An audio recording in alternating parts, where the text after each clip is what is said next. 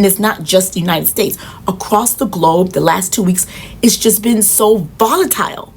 So I was doing my media kit and also my gift guides and editing a video on Donald Trump's cabinet. And I got an alert from someone who said that it was pushing back against a thread post I made saying that my comment section from the YouTube shorts shows that Kamala Harris was defined, the Trump campaign defined Kamala Harris in certain ways, and a lot of people just bought into the way she was defined, and it never shook. Like, they got in, they went in, the algorithms put them into this funneled them into this community of folks, and they believe that. They never got the message, they never got the debunking. All the definition that she tried to do, they just never received it, because once someone pulled them in from wherever they were, their disinfected, like politically agnostic world that they were living in, not really cared. Someone found them, pulled them in to this tribe, people who call it a cult, but a tribe, and say, we have you. The reason why you can't afford food, the reason why your housing price is going up, the reason why you can't afford your rent, the reason why you're suffering is because there are some people, the government is giving money to these other people who don't even belong here, and we got you. My guy Trump is going to get rid of those people and get you benefits and make sure your food prices come down and make sure you're safe and keep you out of war. And we're going to do that. So those 4 or 5 messaging they said to these people that they found out, and maybe some of those people may not have voted for her because she's black, and maybe for a woman, and that's true. I'm not discounting that, but they still found these people, which includes people of color, includes black people too, and said, this person is not good. They're the cause for your problem. Come over here, we got you. Vote for our guy. And we have a tribe. We call it a cult. They pulled in these disinfected people from all over the world and created a cult and gave them a messaging, and that's it. They got them, they sunk their claws into them, and they have them. And that's it. So this person dismissed me, and she said that, no, that I'm parroting talking points from that side, and that because I'm parroting that I am foolish. And then I end up muting their comment because they even end up saying a bunch of other stuff and insulting me. And I don't have people insulting me underneath my videos. It's like, well, I don't understand why you feel like you're so passionate and oppose someone's point that you can't communicate the point to them without insulting their intelligence, without calling the names. And why do you think if you do that they're going to receive your point? And then also your message, other people who comes to their video is going to see the point, because they're not.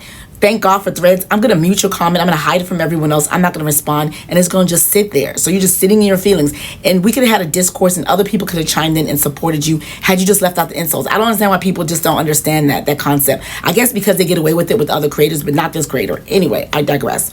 So the point I was trying to express, which she opposed, is that she says it's just racism, it's just sexism. I think that's so overly simplistic. I'm not doubting that racism and sexism did have a play, but I think if we're going to continually just say, well, that's all it is and there's nothing can be done about it, we're never going to advance. We're never going to use the tools and the playbook that's out there that's available the other side is using.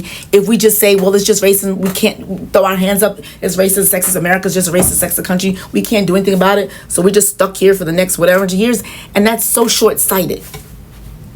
And it's so limited. So I sitting there thought, you know what it is? I think it's political tribalism. So I looked it up because I just came up with that thought. Apparently it's a thing. There have been articles and books and everything written about political tribalism.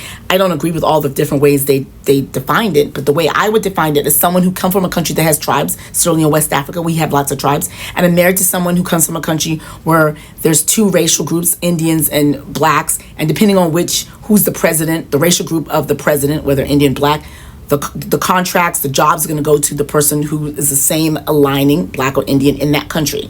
United States is Republicans versus Democrats. But for the most part is that when you pull someone into your tribe, when someone has a feeling of belonging to your tribe, and it doesn't have to align perfectly in terms of race like it is in Trinidad, or tribe like it is in Sierra Leone. It just has to be, you just have to pull people in and say you're part of our tribe. They will defend the leader of the tribe. They will say this is part of us. Anything that goes against our tribe, what we define as what makes us, we're going to defend it, whether it makes us look bad, whether it makes us look like hypocrites, whether it looks, we know in our heart of hearts our ethics, morals, and values says what's going on in the tribe is not good. Because we belong to the tribe, we have that connection to the tribe that we're going to defend it. And that's what I see happening. And that's what I think the Trump campaign, with the help of Charlie Kirk from the Turning Point, who I'm so glad he did that video explaining how he did it is like they just identified people who were politically agnostic, who felt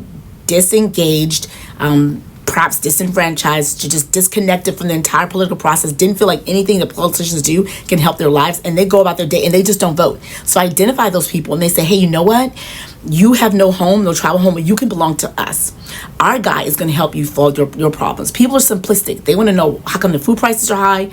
How come they can't afford their rent? How come they're suffering? And who's to blame? So they said, you can't have these problems because the president, the people in power now, it's their fault, and they're giving money to these other folks, these immigrants, migrants. So our guy is going to kick those folks out. He's going to make your food prices be better. He's going to make your housing prices be better. He's going to make life for you easier. People are just simple. With that message, they were like, okay, we're all in. Who's your guy? This is your guy. Okay, we defend him to tilth. They're going to say crazy stuff about him. They try to put him in jail. They're going to say all these things that he's done, which may or may not be true, but don't worry about that because he got your back.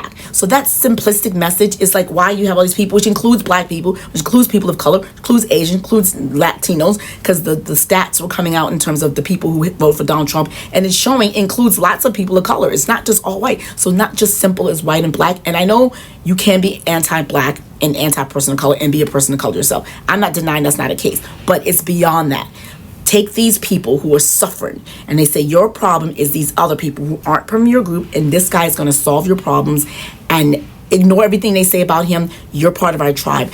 And that's why they defend him. They know some of the stuff that he's done is against their morals, their ethics, their values, but he's the leader of their tribe.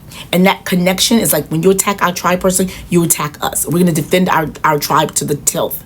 And that's what I think is going on. It's like there are a lot of disaffected people, and it's not just the United States. Across the globe, the last 2 weeks, it's just been so volatile.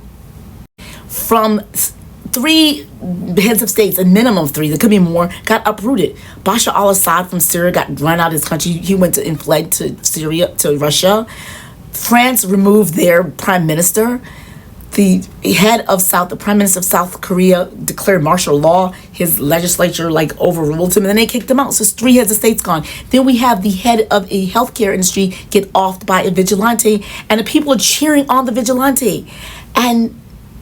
And the people just say, we understand you. So what's going on? And incumbents across the world are losing because there's a lot of economic angst and stress regarding to this global thing. And people are punishing those who they feel have the power and are denying them the rights, denying them the health care, denying them the ability to afford their livelihood, whoever that is.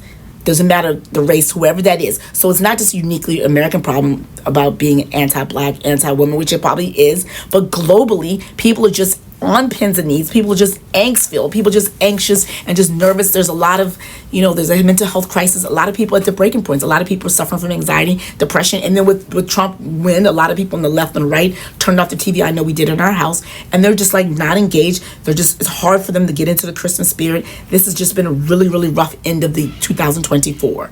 And so there's a lot of hopelessness, not just in the United States, just globally. So I think the only way we survive this, there's no simple thing, but what we do need to do is recognize the multi-complex nature of what's going on, and recognize that there are a lot of different things in play, and there's pockets of people all over that are just disconnected, and they're just looking for a home. They're just looking for solutions, and they just want a simple solution. And so my point is that when I said that is that he was defined by certain people, but there's an opportunity to define pockets of disinfected people who are more likely to vote for Kamala, who are more likely to say, yes, your solutions could solve my problem if you just reach out to them and get them. So that was the simple solution. But I think the more complex solution is to just look at what's going on globally and just not in the United States, and just take a scalpel approach and dissecting it, and then bit by bit by bit, seeing how we can, it's just not about messaging, it's about also identifying sources of distress, and super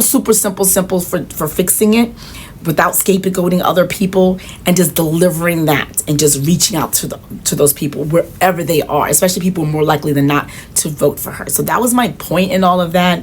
I hope that I made that clear. I think this is the rise of political tribalism, and once we accept and see what it is, we can move better and we can better plan. And I don't think you can wait till 4 years. I know a lot of 92% was like, we're out of here. No, because right now there are seats from all the people who won Senate seats. They're replacements. So the work continues. I don't prescribe to just checking out because they didn't agree with us. I say let's stay in for the fight. What do you think? Let's discuss more.